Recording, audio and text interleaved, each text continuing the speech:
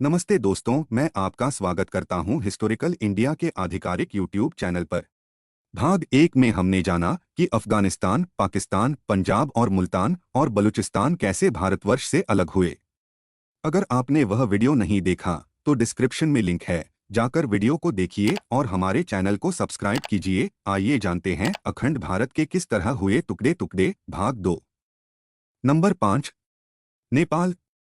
नेपाल को देवघर कहा जाता है। यह भी कभी अखंड भारत का हिस्सा हुआ करता था। भगवान बुद्ध का जन्म भी नेपाल के लुम्बिनी में हुआ था। यहाँ पर 1500 ईसा पूर्व से ही हिंदू आर्य लोगों का शासन रहा है। 250 ईसा पूर्व यह मौर्यों के साम्राज्य का एक हिस्सा था। फिर चौथी शताब्दी में गुप्त वंश का एक जनपद रहा।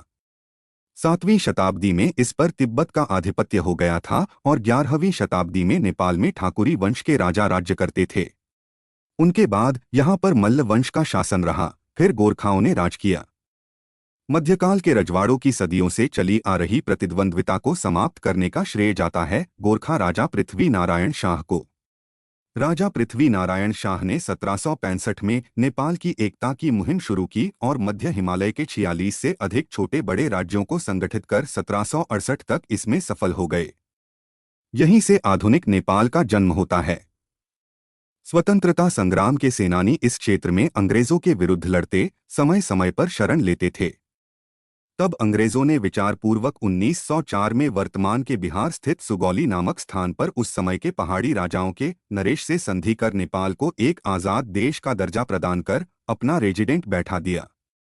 इस प्रकार से नेपाल स्वतंत्र राज्य होने पर भी अंग्रेज के अप्रत्यक्ष अधीन ही था। रेजिडेंट के बिना महाराजा पृथ्वी नारायण शाह को कुछ भी खरीदने तक की अनुमति नहीं थी। इस कारण राजा महाराजाओं में यहाँ तनाव था। 1923 में ब्रिटेन और नेपाल के बीच एक संधि हुई जिसके अधीन नेपाल की स्वतंत्रता को स्वीकार कर लिया गया। नंबर 6। भूटान। भूटान भी कभी भारतीय महाजनपदों के अंतर्गत एक जनपद था।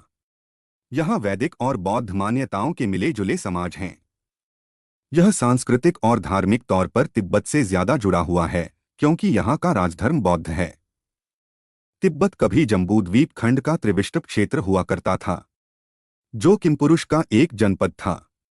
किमपुरुष भारतवर्ष के अंतर्गत नहीं आता है।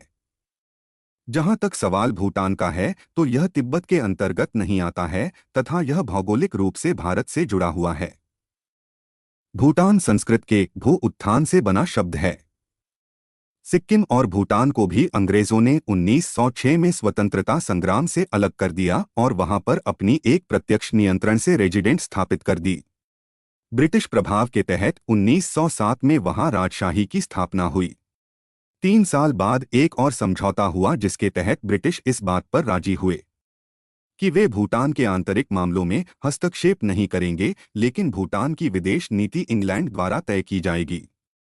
1947 में भारत आज़ाद हुआ और 1949 में भारत भूटान समझौते के तहत भारत ने भूटान की वो सारी जमीन उसे लौटा दी जो अंग्रेजों के अधीन थी।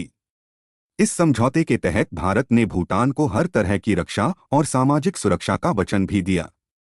नंबर 7। तिब्बत।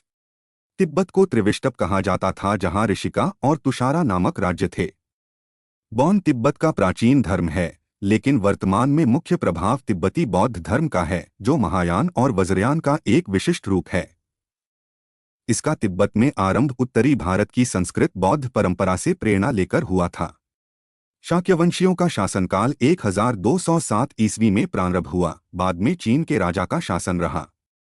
फिर 19वीं शताब्दी तक तिब्बत ने अपनी स्वतंत्र सत्ता बनाए रखी।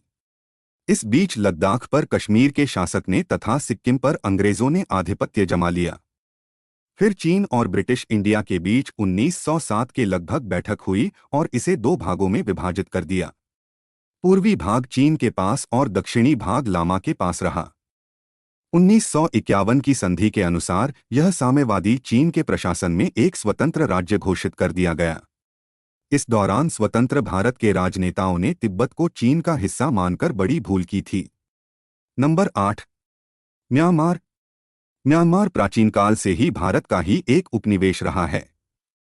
अशोक के काल में म्यांमार बौद्ध धर्म और संस्कृति का पूर्वी केंद्र बन गया था। मुस्लिम काल में म्यांमार शेष भारत से कटा रहा और यहाँ पर स्वतंत्र राजसत्ताएं कायम हो गईं। 1886 में पूरा देश ब्रिटिश भारतीय साम्राज्य के अंतर्गत आ गया, किंतु ब्रिटिशों ने 1935 के भारतीय शासन विधान के अंतर्गत म्यांमार को भारत से अलग कर दिया। 1935 व 1937 में ईसाई ताकतों को लगा कि उन्हें कभी भी भारत व एशिया से जाना पड़ सकता है।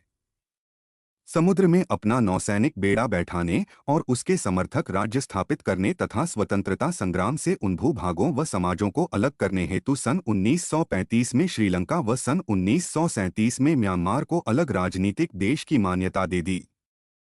दोस्तों, आज के भाग में बस इतना ही। मिलते हैं भाग 3 में। जय हिंद।